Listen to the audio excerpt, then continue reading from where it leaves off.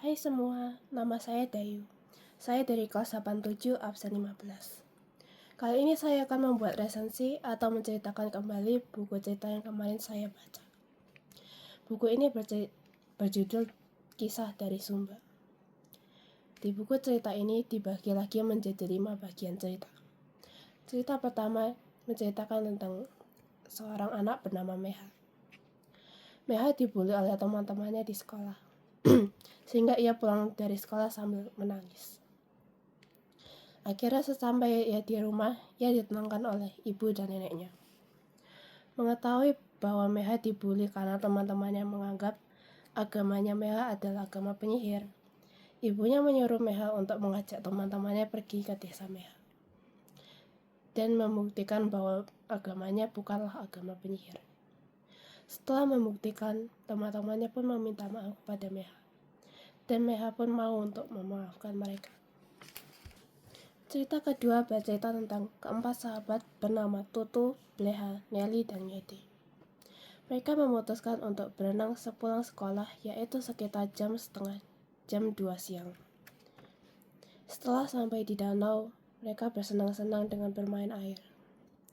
Setelah selesai berenang, mereka pun pergi ke rumah Tutu karena mereka merasa lapar. Dan biasanya orang tua Tutu menyiapkan makanan untuk mereka.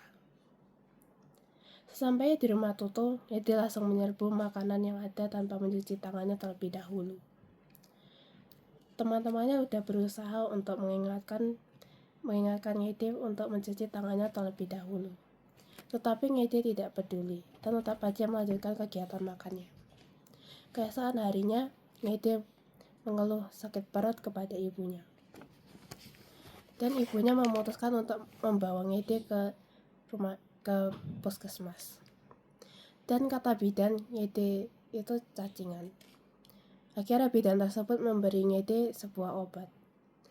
Ngede akhirnya sadar bahwa perilakunya selama ini tidak baik dan harus ditinggalkan. Ngede pun menjalankan hidup sehatnya dan menjaga kebersihan juga. Akhirnya keempat sahabat ini menjadi kapten-kapten menolak cacingan, dan mereka juga mengingatkan teman-teman mereka untuk cuci tangan terlebih dahulu sebelum makan. Cerita ketiga bercerita tentang Rambu Kahi atau merupakan sebutan anak perempuan di Pulau Sumba. Rambu Kahi berjalan pulang dari SD-nya. Sesampainya ia di rumah, ia teringat bahwa sebentar lagi adalah ulang tahun ibunya. Dan ia pun memutuskan untuk memberi kain tenun buatannya sendiri. Tetapi ia takut ibunya tidak suka hadiahnya. Akhirnya ia mengendap-endap ke rumah temannya untuk membuat kain tenun. Pada saat dari ulang tahun Ina Andu atau ibunya, banyak warga kampung yang memberi ucapan selamat dan banyak juga yang memberi hadiah. Rambu Kahi sangat takut ibunya tidak akan suka hadiah darinya. Ternyata saat diberikan, ibunya sangat suka dengan hadiahnya. Cerita keempat bercerita tentang Rangga dan Pati. Mereka adalah dua sahabat yang akrab dan berasal dari kecamatan yang berbeda. Pagi dini hari, mereka terlebih dahulu mengikuti upacara Bau Nyale sebagai ungkapan rasa syukur masyarakat atas anugerah yang didapatkan sepanjang tahun. Sesudah matahari muncul, diadakanlah festival Pasala, yaitu perang dua kelompok berkuda dengan melempar lembing.